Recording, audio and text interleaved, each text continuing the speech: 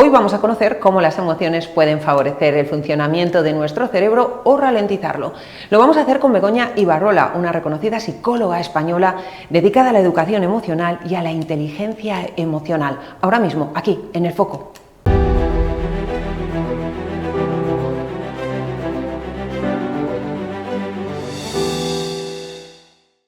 Existen estados emocionales que favorecen el proceso de aprendizaje y otros que lo limitan e incluso lo bloquean.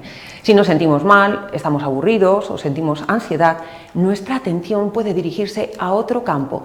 En cambio, la felicidad o la ilusión favorece el ejercicio de memorizar. Curioso, ¿verdad? Nuestra protagonista, experta en inteligencia emocional, inteligencias múltiples y musicoterapia, nos va a guiar mejor que nadie. Es Begoña Ibarrola y ha sacado además un libro maravilloso que es El taller de las emociones. Bienvenida, Begoña. Muchas gracias. Bienvenida, te decía. ¿Cómo influyen las emociones? Las emociones son fenómenos que nosotros no podemos en principio determinar. Son experiencias que sentimos los seres humanos provocadas por elementos del entorno. Entonces, cuando estamos aprendiendo, la primera emoción que más nos ayuda a centrar la emoción y la curiosidad y la atención es la curiosidad.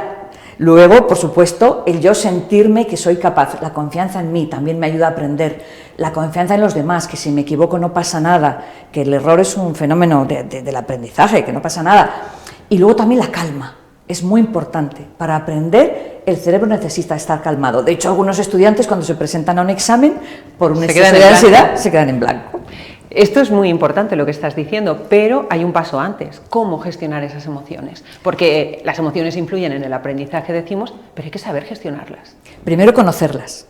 Primero aprender a poner nombre. O sea, hay que sentarse con el niño y decirle qué es cada emoción. Claro, por eso el taller de las emociones, este libro que he publicado, pretende que los papás, los educadores se sienten con el niño y le enseñen lo que es una emoción y luego le ayuden a comprender lo que esa emoción trae, que le va a obligar a comportarse de una determinada manera. Es muy diferente si un niño está enfadado o un niño tiene miedo, no tiene nada que ver. Si una niña está alegre, si una niña está triste, nada que ver. Y le tiene que enseñar a poner nombre y luego, a partir de que identifica, a gestionarlas. Vale, o sea, ya tenemos nombre de las emociones, están perfectamente identificadas. Cuando un niño padece una, ¿cómo se le enseña a gestionarla? Pues primero, mira, estás enfadado. ¿Estás mucho o estás poco? Tiene que evaluar el nivel de intensidad.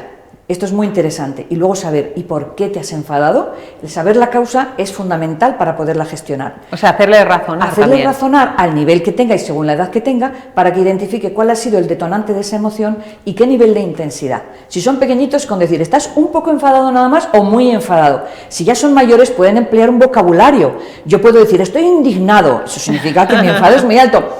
O estoy un poco molesto porque no me han tenido en cuenta en clase. Bueno, es un enfado un poquito bajo. Entonces, el vocabulario nos da hasta 300 términos para calificar emociones. Estoy pensando en una emoción que es muy frecuente en los niños, la frustración. Sí, bueno, es una de las que cuesta más gestionar, porque la frustración surge y es natural a partir de los 2 años, porque los peques quieren conseguir todo lo que pretenden, o sea, lo quieren aquí y ahora. Ellos no saben esperar. Y están acostumbrados a que sea así, desde pequeños se les atiende todo. Claro, también es verdad que la educación de los padres y la orientación que tengan en su educación, si les evitan continuamente las frustraciones dándole todo lo que pidan, no se entrena la gestión de la frustración. Pero los padres, las madres tienen que aprender a decir que no, tienen que poner límites. O sea, que si vemos a un niño pequeñito que está llorando o a un bebé, ¿hay que dejarle llorar?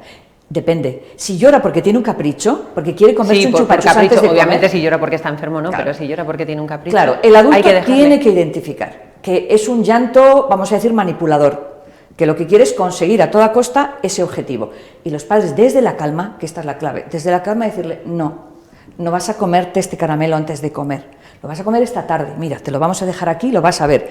Tenemos que entrenarles en la espera, en lo que sería, en un verbo muy clásico, aguantar, esperar, ponerte tranquilo, pero lo primero identificar, entiendo que estés muy enfadado porque a ti lo que te gustaría es comértelo ahora, la empatía, eso es básico. ¿Y qué hacemos, Begoña, con la tristeza? Porque a los niños nos los imaginamos siempre sonriendo, felices, saltando, pero hay niños tristes. Vamos a diferenciar entre los que tienen un motivo de peso y aquellos que sin siquiera tener un motivo están tristes.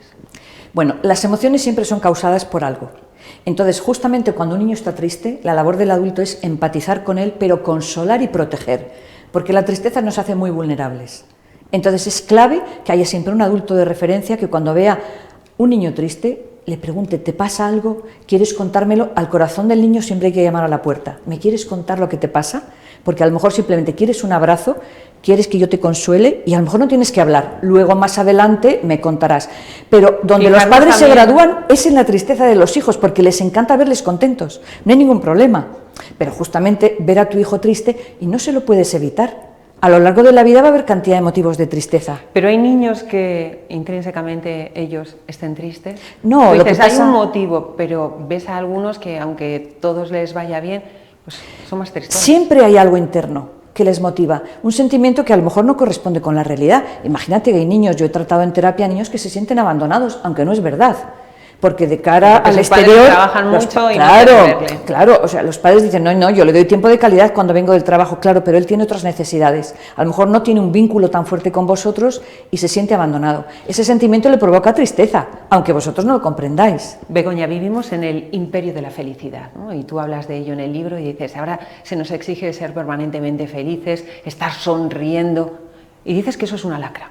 Es una lacra, porque las redes sociales están haciendo que la gente aparezca en ellas siempre sonrientes, siempre contando sus éxitos, sus triunfos, y hay que decir a los niños que aunque 2 segundos antes hayan estado llorando, que también pasa. Pero es que hay que decírselo desde niños y a los adolescentes sobre todo, que esto es una parte de su realidad, que esta no es la realidad, que también tienen problemas como tú, que tienes derecho a estar triste, a vivir todo tipo de emociones y no tienes que estar supeditado a dar una cara siempre de alegre. ¿Y el tener esa exigencia permanente de felicidad no puede provocar más infelicidad? Por supuesto, es que está demostrado. Hay muchísimos niños que comienzan un proceso de enfermedad mental precisamente porque ven una distancia tremenda entre su realidad emocional y la del mundo. Se creen que en el mundo no hay problemas, que todo el mundo lo pasa bien y que todo el mundo triunfa, y si ellos fracasan, lo pasan mal, están tristes o sienten miedo, se sienten inferiores. Y esto es lo que tenemos que evitar a toda costa, normalizar las emociones, todo tipo de emociones. ¿Cómo subir la autoestima de un niño que tiene complejos? En principio, creyendo en él. El adulto tiene que proyectar una imagen positiva de él, porque fíjate, cuando hablamos de autoestima, pensamos en niños de 3, 4 y 5 años, no hay autoestima, hay una estima dependiente de lo que los adultos le den. Si le dan una imagen buena, positiva, tienes estos talentos, pero tienes estas limitaciones. A un niño no se le dice que todo lo hace bien, porque entonces el primer día que tiene un fracaso es que es la hecatombe. Entonces los adultos le tienen que mostrar un mensaje de yo te quiero, yo te valoro por lo que eres único en el mundo, tienes talentos, tienes limitaciones, ¿no? Hay cosas que se te dan muy bien, hay cosas que te cuestan más, y yo te quiero de forma incondicional, no por lo que haces, no por lo que consigues, no por las notas. Una vez que el crío ya tiene esa autoestima, ya sabe que es un personaje valioso, único en el universo, entonces tenemos que prepararle para el error, que los errores no le afecten. Claro, porque podemos pensar, si al niño lo empoderamos mucho y le hacemos creer que es maravilloso, cuando sale a la realidad se encuentra la cruda realidad. Claro, mira, uno de mis cuentos que se llama el Flor de Invernadero es de un niño que ha sido criado como una planta, con todo regulado, todo se le da bien, los padres le dejan ganar, y la primera vez que sale al mundo y pierde... Niño de cristal. Claro, muy frágil.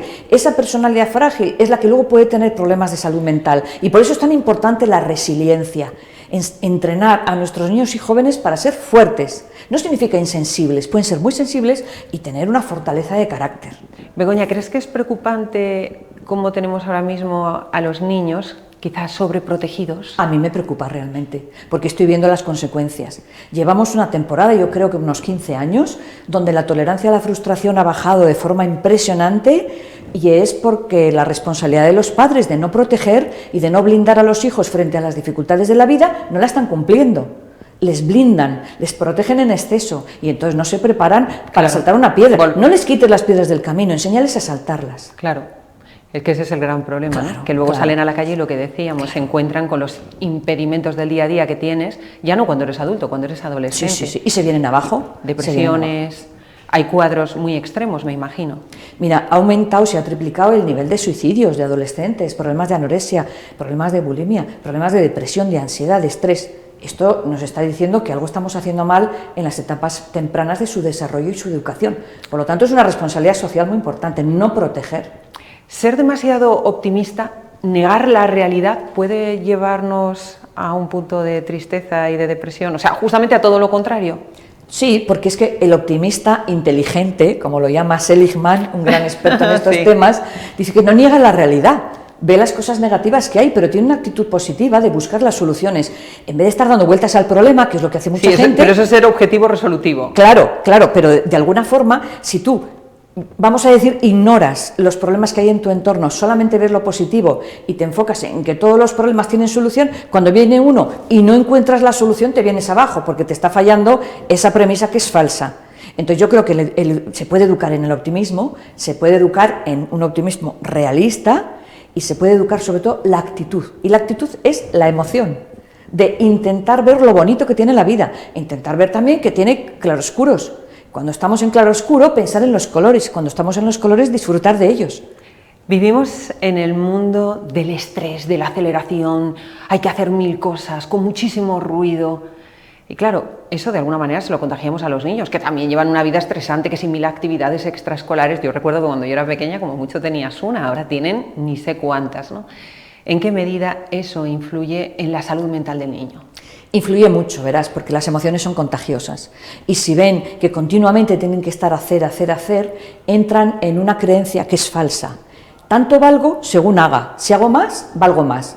Entonces no encuentran momentos de no hacer nada y cuando no hacen nada se sienten culpables, que es lo que le pasa a muchos adultos. Entonces los críos igual quieren hacer continuamente cosas y no aburrirse. Y que no saben estar sin hacer nada. Y es que el aburrimiento es fantástico, porque del aburrimiento salen ideas creativas. Claro, es lo que iba a decir, el aburrimiento lo que hace es empujar la creatividad. Claro. Entonces si tú le vas diciendo todo lo que tiene que hacer, le marcas un calendario como un ministro, no tiene ratos ni para conectar con él, con su interior, ni conectar con la naturaleza, ni conectar con la imaginación, ni buscar ideas creativas, a ver con lo que tengo que se me ocurre, o a ver, voy a seguir el rastro de esta hormiga a ver dónde va. Y eso era algo que, voy a decir que, bueno, pues que hace muchos años a lo mejor tenían más tiempo para esas cosas, ¿no? Y para jugar, y para no hacer nada. Hasta hace no tanto, sí. se decía, si te aburres, te aguantas. Claro. Y ahora un niño no puede aburrirse porque tiene 1000 actividades extraescolares y cuando las terminas y pide algo, normalmente se le da, ¿no? Y eso es un error también educativo, que yo creo que todas las familias tienen que reflexionar.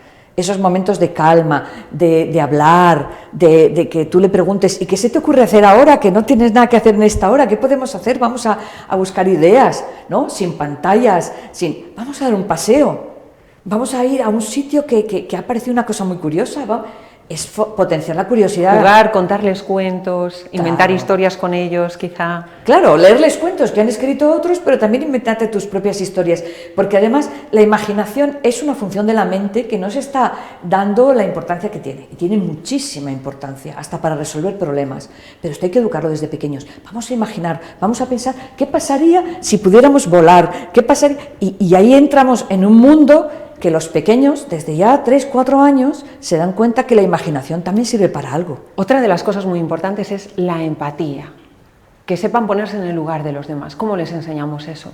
Mira, desde los 3 años hay niños que son expertos en consolar a otros, que son empáticos, y hay otros que son expertos en fastidiar. Esto se ve. Luego la empatía tiene también una raíz genética y vemos que hay unas tendencias. Los niños que son más compasivos ya son empáticos por naturaleza y son muy valorados socialmente. A los que tenemos que educar es a aquellos que no son empáticos, que no se ponen en el lugar del otro, que viven demasiado centrados en sus necesidades. Una cosa muy importante es tener amigos. ¿Qué le gustaría de regalo a tu amiguito? Ponte en su lugar, no algo que te guste a ti, algo que le guste a él. ¿Qué podríamos prepararle para dar una sorpresa a la abuela? Que no sabe que vamos a ir. Siempre emocionarle. Sí, pero ponerle pensando en el otro. Cómo emocionar al otro, cómo sorprender al otro, cómo amar al otro con gestos muy sencillos. Pero en el fondo le estás emocionando también a él con y eso. Estamos provocando que se ponga en el lugar del otro, que esa es la clave de la empatía. Tú tienes unas necesidades emocionales, pero los demás también. Entonces, a partir de los 3 años se puede desarrollar. Otro de los puntos clave que tú tratas en el taller de las emociones en ese libro son los celos. ¿Cómo gestionar los celos? Que seguramente nos estén viendo y digan, ay, yo tengo 2 hijos, 3 y hay celos ahí. ¿Cómo se gestiona? A ver, los celos es una emoción múltiple que yo llamo, porque es miedo a perder el amor de un ser querido por aparición de otro. Tiene que haber miedo y amor. Si no hay miedo, no hay celos, y si no hay amor, tampoco. Entonces, ¿qué pasa? Los padres, las madres desde pequeñitos, tienen que decirles, tú tienes un lugar en mi corazón que no le ocupa a nadie.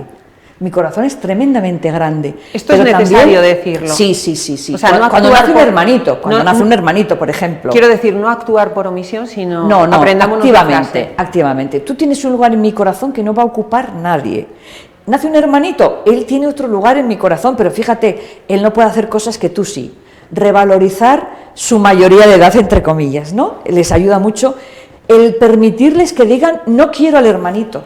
Porque muchos padres se asustan, es que ha dicho que no quiere al hermanito, que lo devuelva, como le ven al padre devolver una cosa de Amazon, pues dicen, lo vamos a devolver también, mire, no se puede.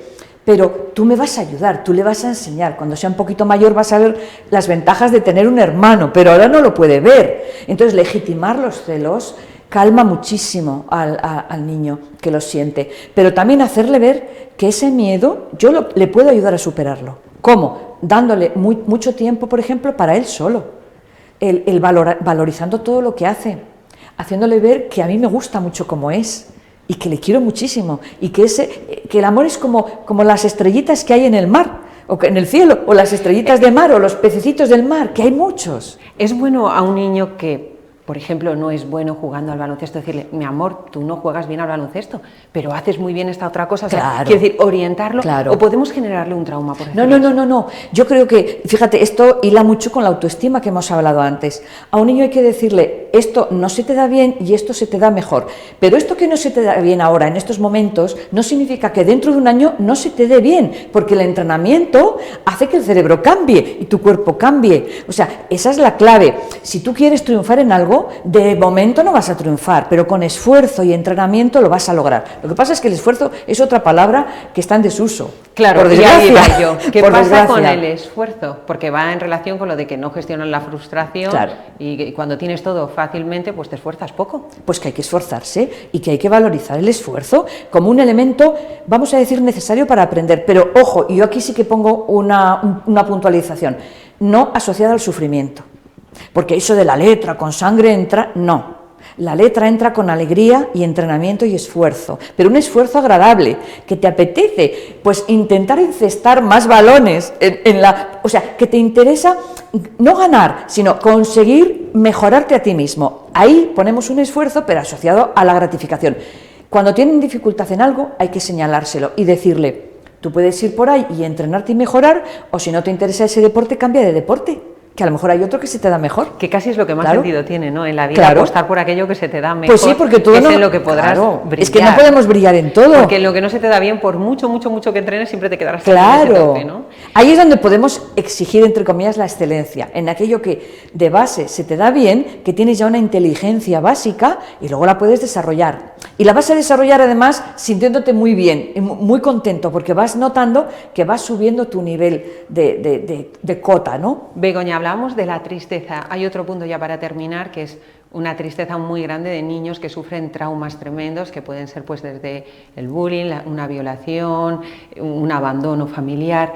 ¿Esos niños tienen solución? Por supuesto, por supuesto. ¿Y si la tienen solamente en la etapa de niñez o pueden trabajar si no lo hicieron de niños cuando son adultos? Mira, se puede trabajar en todas las etapas, pero cuanto más cerca esté el abordaje terapéutico de la experiencia traumática, mejor. ¿Por qué? Porque, por supuesto, va a dejar una cicatriz, pero esa cicatriz no va a ser tan profunda como yo me he encontrado adultos que arrastran un trauma, algo que les pasó con 10 años que no lo han superado.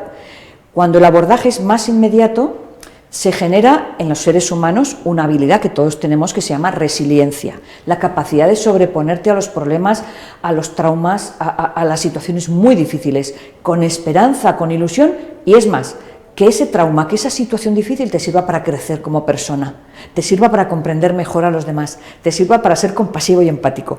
Entonces, es absolutamente, vamos, yo lo afirmo porque lo he visto, como he estado de terapeuta trabajando muchos años, lo he visto perfectamente, pero hay que hacer un abordaje para encajar esa experiencia dentro de la personalidad y la psique de la persona, ¿sabes? No rechazarla, no anularla, no olvidarla, no, traerla aquí y asumirla. Entrar dentro de uno mismo. Sí, también, entrar dentro de uno mismo, que es una clave importantísima. que es una de las cosas que estábamos diciendo. Hay que tener momentos de silencio, momentos de reposo, que decíamos para los niños y también para los adultos. Si es que todo lo que hemos dicho en realidad nos vale a los adultos. Ah, por supuesto. Lo que pasa es que nosotros no hemos recibido educación emocional y muchos adultos me dicen que a través de lo que hacen con sus hijos están aprendiendo también ellos. Claro. Que es muy interesante este taller de las emociones. Tienes numerosos libros, todos muy interesantes. Este sin duda lo es. Muchas gracias. Muchas gracias ya a ti. veis. Hay que cuidar a los niños, hay que darles mucho amor, pero hay que saber decirles que no. Sí. Hay que gestionar esa frustración y que se frustren un poquito, que no pasa nada porque se frustren. Por supuesto. ¿No? Ayudarles a que ese malestar no dure mucho.